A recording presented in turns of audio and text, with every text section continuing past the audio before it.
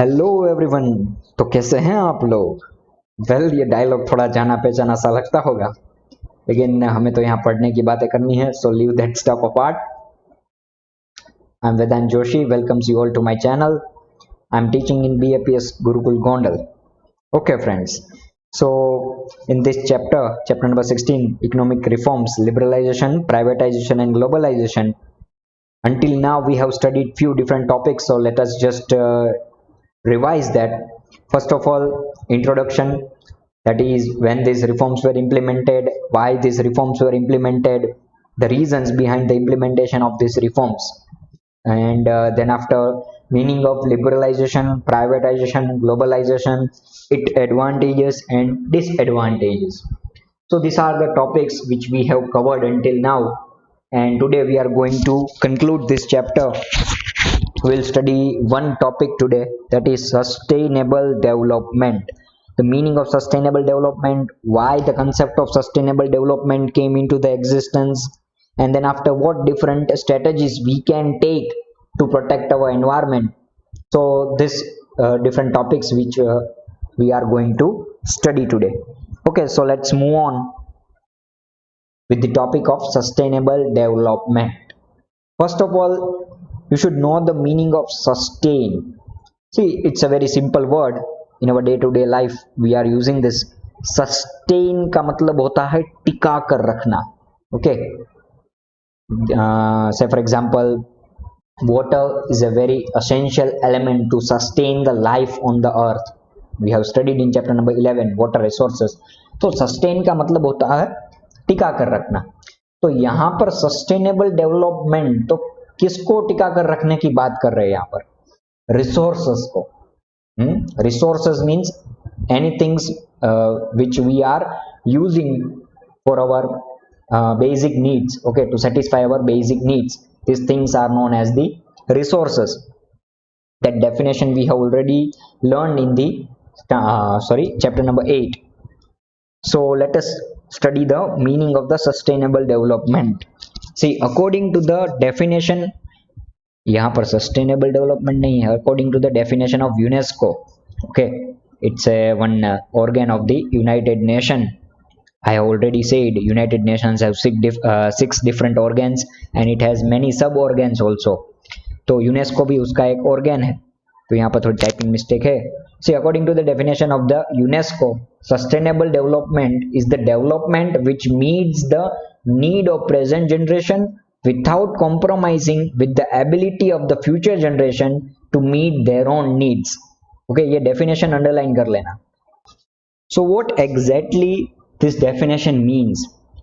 See, sustainable development का मतलब ये होता है कि प्रेजेंट जनरेशन की जो नीड्स है उसको सेटिस्फाई करना without compromising with the ability of future generation to meet their own needs.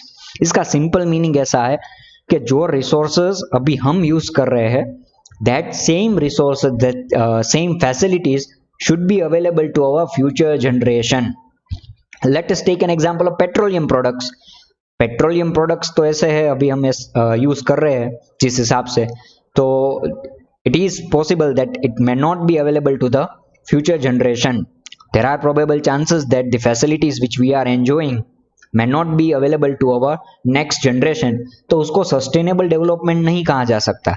तो सस्टेनेबल डेवलपमेंट का कंसेप्ट यही कहता है कि the things which we are enjoying today, that particular things, that resources should be available to our future generation. तो यहाँ पर देखो, डेवलपमेंट हमें कैसे करना है. डेवलपमेंट तो सभी का राइट है, each and every country, okay, उसको डेवलप होना ही होता है. तो डेवलपमेंट तो you can say it's a basic right of the humans. तो डेवलपमेंट करना पड़ता है, बट डेवलपमेंट कैसे करें?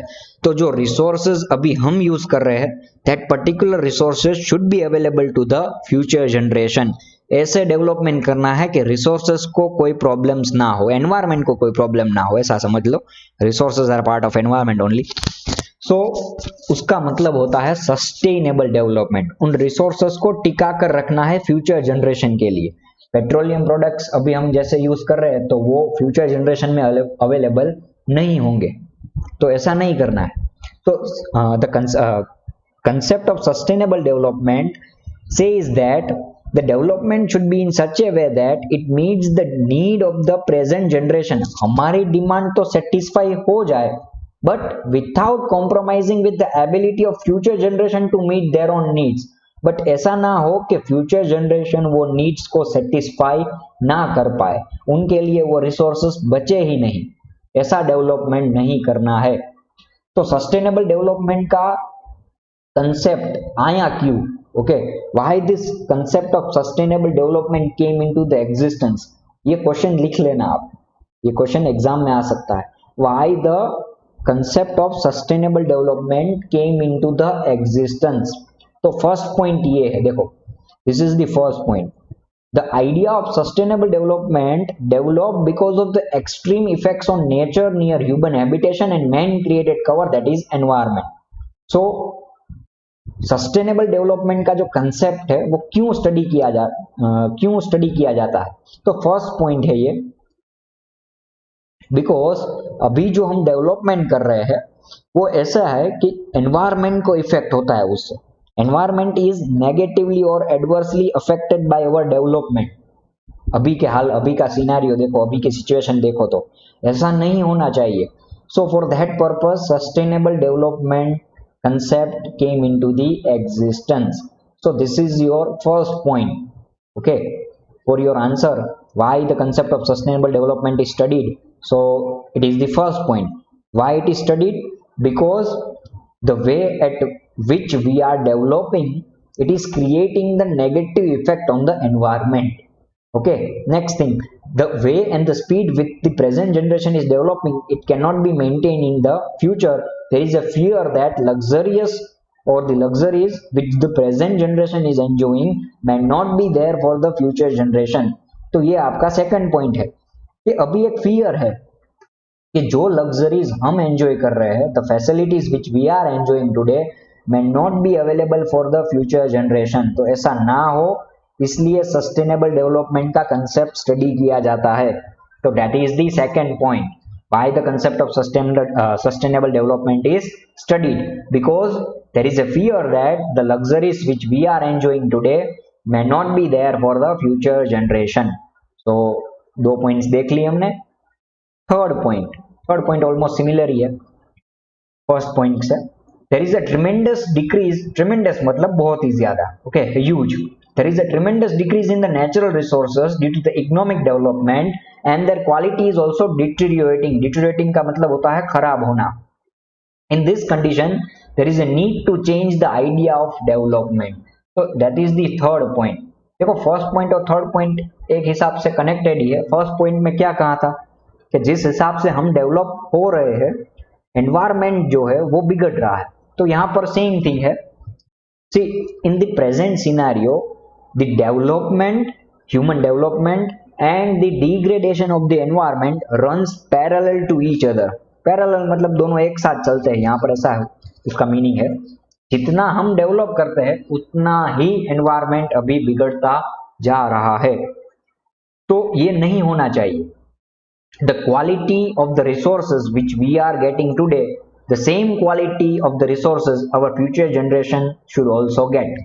okay, जैसा हम अभी रिसोर्स को यूज कर रहे हैं, जितनी क्वालिटी है हमारे पास, जितनी क्वांटिटी है, same quality same quantity of the resources should be available to the future generation. तो ये थर्ड पॉइंट है, इसलिए सस्टेनेबल डेवलपमेंट का कंसेप्ट एग्जिस्टेंस में आया है। इसका पूरा एक ओवरव्यू ऐसा होता है, सस्टेन करके रखना रिसोर्सेस को, बस, nothing else, to sustain the resources which we are enjoying today so that our future generation में आल्सो एंजॉय द सेम। हम जो रिसोर्सेस अभी यूज कर रहे हैं वो फ्यूचर जनरेशन भी यूज करे, इसलिए सस्टेनेबल डेवलपमेंट का जो कंसेप्ट है वो स्टडी किया जाता है। Okay, I think the idea must be clear in your mind now.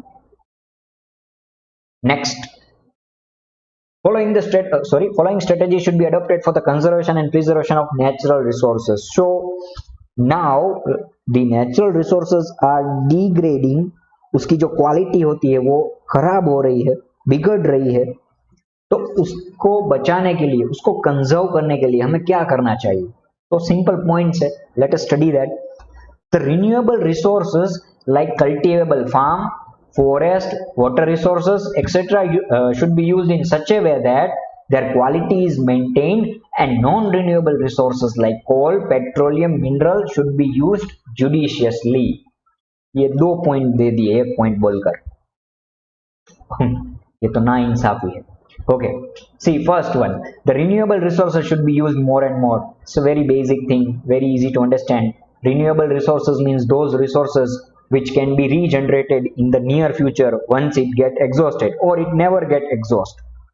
या तो एग्जॉस्ट ही नहीं होते, या तो एग्जॉस्ट हो गए तो in the near future we can regenerate them, उसको बोलते हैं renewable resources. Say for example solar energy, solar energy renewable source का ही एग्जांपल है, यहाँ पर दिया है।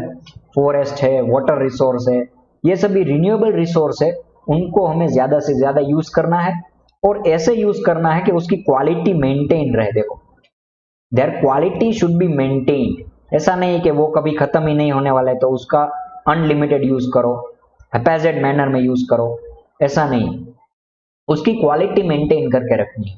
तो the first point is renewable resource का यूज करना है, नॉन रिन्यूएबल रिसोर्स का यूज कम करना है।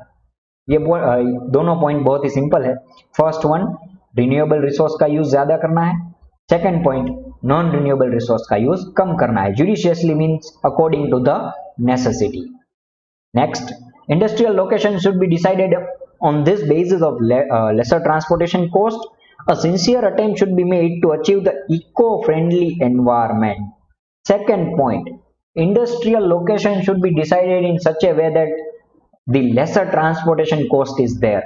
इसका मतलब ऐसा होता है कि इंडस्ट्री की लोकेशन ऐसी जगह पर रखनी है जहां पर ट्रांसपोर्टेशन का जो कॉस्ट है रॉ मटेरियल का वो कम से कम हो। इससे फायदा ये होगा कि प्रोडक्शन जो है उसका कॉस्ट थोड़ा कम हो जाएगा। Second thing, eco friendly development होना चाहिए। देखो, eco friendly development means what? Environment friendly development means industry जो प्रोडक्शन कर रही है वो प्रोडक्शन से एनवायरमेंट को हार्म नहीं होना चाहिए। Are you getting? So this is the second point, industrial location should be decided on the basis of lesser transportation cost. Second thing, industrial production should be in such a way that it maintains the eco-friendly development. Eco-friendly development होना चाहिए, industries को production ऐसा करना चाहिए कि वो environment को harm ना करे। तो this is your second point. Third point, those resources which can be used in more than one way can be utilized in the different ways, such as different irrigation systems are utilized for more than one purpose. इसका simple meaning ऐसा होता है कि जो resource है हमारे पास, कोई भी रिसोर्स है, वो एक रिसोर्स का मल्टीपल यूज करना चाहिए हमें।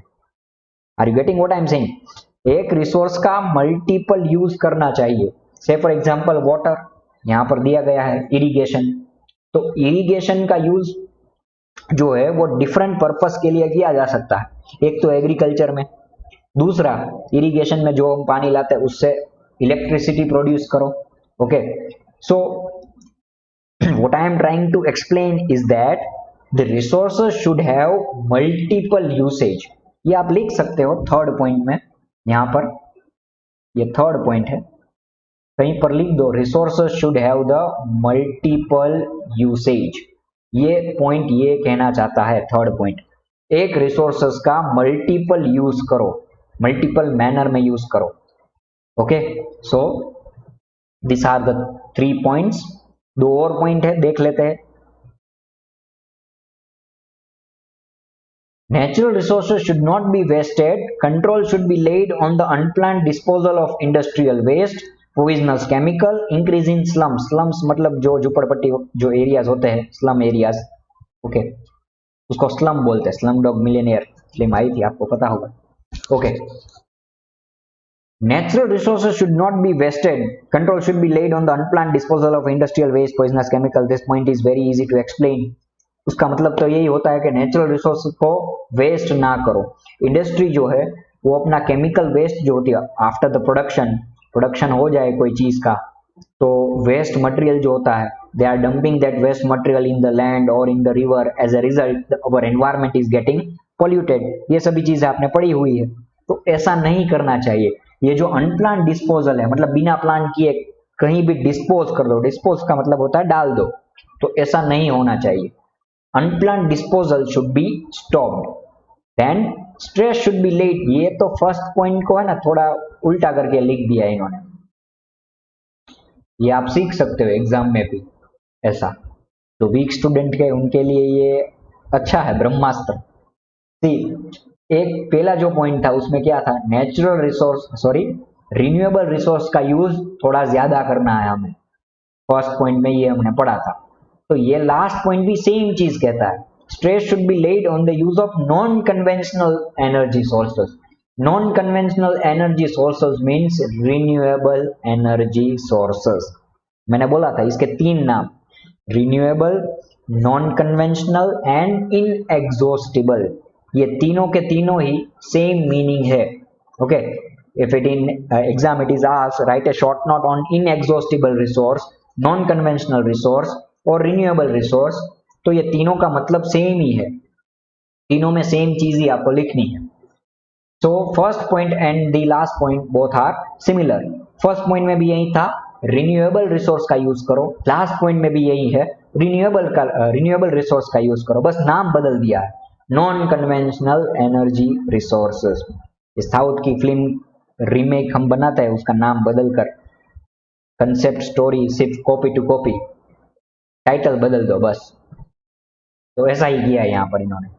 Stress should be laid on the use of non-conventional energy resources such as solar energy and wind energy. So these are the 5 points or few points you can say which are necessary for the conservation of the natural resources. बहुत ही simple point है, renewable resource का use ज़्यादा करो, non renewable resource का use कम करो, natural resource को waste मत करो, इंडस्ट्रीज जो है वो केमिकल्स, वेस्ट मटेरियल्स यहाँ वहाँ डिस्पोज ना करे।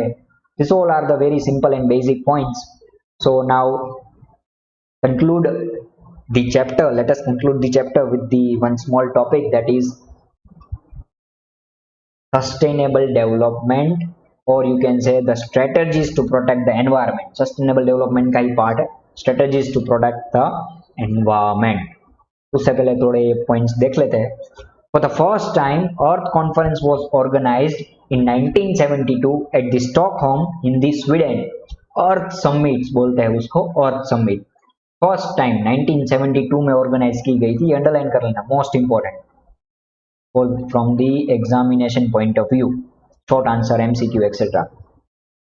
Earth Summits since 1972। ये Earth Summit क्या है, क्लाइमेट चेंज और अर्थ के एनवायरनमेंट को जो इफेक्ट करते हैं, नेगेटिव इफेक्ट करते हैं जो फैक्टर्स, उनको रोकने के लिए, उनके ऊपर डिस्कशन करने के लिए एक मीटिंग और कॉन्फ्रेंस है, ऐसा भी आप बोल सकते हो, अर्थ समिट बोलते हैं उसको। सिंस 1972 ऐसी अभी तक 8 समिट हो चुकी है। Last earth summit was in 2019 Santiago climate conference. First one जो थी वो स्वीडन, यूरोपियन कंट्री है, याद रखना, वहां पर, ये कैपिटल है Stockholm, the capital city of Sweden, situated in Europe. See, then after from time to time many convention and camps were organized for the protection of the environment at the global level, in which it was discussed to take the different steps for the environmental protection. It means के 1972 के बाद कई सारी इतनी conference हुई है। 1972 के बाद 1982 में हुई थी, फिर 1992 में, 2002 में हुई थी, 2009 में, 2012 में, 2018 में, 2019 में, तो ऐसी होती रही है conference. Why this conference are held? See, for the protection of the environment. India is also involved in the global efforts. Government is making different efforts at the national level also and at the global level also to protect the environment. So let us now study some of the points or some of the steps which have been taken to protect the environment. This is the last part of your chapter and very simple topic. Only 5 points are there, short and sweet. Information about the pollution condition of the different cities of the nation is presented. Different cities की जो pollution level है उसकी report present की जाती है। उसके बाद central और स्टेट में पोल्यूशन कंट्रोल करने के लिए पोल्यूशन कंट्रोल बोर्ड्स बनाए गए हैं। Central and state pollution control boards have been established to control the pollution. Central level मतलब इंडियन लेवल पर, और डिफरेंट स्टेट्स जो है वो खुद के अपने बोर्ड्स होते हैं, पोल्यूशन कंट्रोल बोर्ड्स. तो central and state pollution control boards have been established to control the pollution. 5th June is celebrated as the world environment day that we all know. 5th June को celebrate किया जाता है world environment day के लिए, to create the public awareness so that the environment which is degrading, अभी जो environment degrade हो रहा है उसकी क्वालिटी हम मेंटेन कर सके. So these are the few basic points. In India, the government passed Air Pollution Control Act in 1981. 1981 में हमने एयर पोल्यूशन कंट्रोल एक्ट पास किया था एनवायरनमेंट की क्वालिटी को कंट्रोल करने के लिए, उसमें पोल्यूशन ना हो इसलिए. Okay, so and then after international agreements have been signed for deteriorating level of ozone, disposal of nuclear waste and maintenance of biodiversity. कई सारे इतने इंटरनेशनल एग्रीमेंट्स भी साइन किए जा चुके हैं. इसके लिए जो ओजोन लेयर है वो डिटेरियोरेट हो रही है, आपको पता है उसमें होल्स हो रहे हैं, तो उसकी जो लेयर है वो और ज्यादा डेप्लीट ना हो और ज्यादा डिटेरियोरेट ना हो, उसके लिए भी कई कितने सारे ऐसे इंटरनेशनल एग्रीमेंट्स बनाए गए हैं. Disposal of nuclear waste, nuclear waste को कहाँ पर डंप करें, कैसे डिस्पोज करें, because it can be very harmful for the environment. तो उसके लिए भी कितने सारे इंटरनेशनल एग्रीमेंट्स बनाए गए हैं. उसका एक एग्जांपल मैं देता हूँ कि तो कितने सारे एग्रीमेंट है, लेकिन एक अभी हाल ही में जो चर्चा में रहा है ओजोन लेयर के लिए, Montreal protocol. Montreal protocol is an international treaty means an agreement. It is designed to protect the ozone layer by phasing out the production of numerable substances that are responsible for the ozone depletion. इसका मतलब यही होता है कि Montreal एक agreement का नाम ही है, इसलिए साइन किया गया है कि ओजोन लेयर जिससे डिग्रेड हो रही है, जिस सब्सटेंसेस से डिग्रेड हो रही है, उन सब्सटेंसेस को हम कम से कम एमिट करें मतलब बाहर निकालें. ओजोन लेयर जिस सब्सटेंसेस से डेप्लीट हो रही है, जिस सब्सटेंसेस से डिग्रेड हो रही है, उन सब्सटेंसेस को कम से कम हम बाहर एमिट करें. उसके लिए ये एग्रीमेंट साइन किया गया था, Montreal protocol. So this are the examples. इससे तो कितने सारे एग्रीमेंट्स है जो साइन किए गए हैं इंटरनेशनल लेवल पर to protect the deterioration level of the ozone, disposal of nuclear waste and maintaining the biodiversity. So here with that we are concluding our chapter. Last में थोड़ा एक conclusion दिया गया है, so let us study that and then after we will conclude. Thus the conservation of environment is everyone's responsibility. If we do not control the pollution, no doubt the life on the earth will be doomed soon. Doomed का मतलब खत्म हो जाएगी अगर हमने ये pollution को control ना किया तो. सोलार सिस्टम जो हमारा है उसमें अभी तो एक ही प्लैनेट है अर्थ, मतलब ऐसे तो 8 प्लैनेट्स है, 9th वन प्लूटो बेचारा को गिन लो, बाहर खड़ा रहता है पहरेदार की तरह, वॉचमैन, उसको कोई इग्नोर ही करता रहता है. कई बार डाल दो सोलार सिस्टम में, कई बार बाहर निकाल दो. ओके, उसकी चर्चा अभी नहीं करनी हमें. So what I was telling is that अर्थ अभी एक ही है हमारे पास जहां पर लाइफ पॉसिबल है. अगर उसको हमने नहीं बचाया तो वहां पर भी लाइफ खत्म हो जाएगी. So we should protect our environment. It is not only the responsibility of the government, but we as a responsible citizen should also be aware. Okay. So with that, I am concluding the chapter number 16 from your economics portion. अगर किसी को कोई doubt हो तो नीचे comment section में आप डाल सकते हैं. हाँ, एक स्टूडेंट ने पूछा था कि फंक्शंस ऑफ WTO थोड़ा समझ में नहीं आया है मुझे, तो फंक्शंस ऑफ WTO में अगेन एक्सप्लेन कर दूंगा उसे. और कोई डाउट हो तो आप नीचे कमेंट सेक्शन में आप डाल सकते हो. तो see you soon guys with the another chapter from the history, क्योंकि अभी जियोग्राफी और इकोनॉमिक्स तो कवर कर लिया, तो 2 चैप्टर्स उसमें से ले लिए, जियोग्राफी में से 1 chapter we have covered from the economics. So history को थोड़ा बुरा ना लग जाए, तो the next chapter from will be from the history portion. Till then, stay safe, stay fine. Hope you have enjoyed the lecture. With that, I'm signing off, guys. Bye.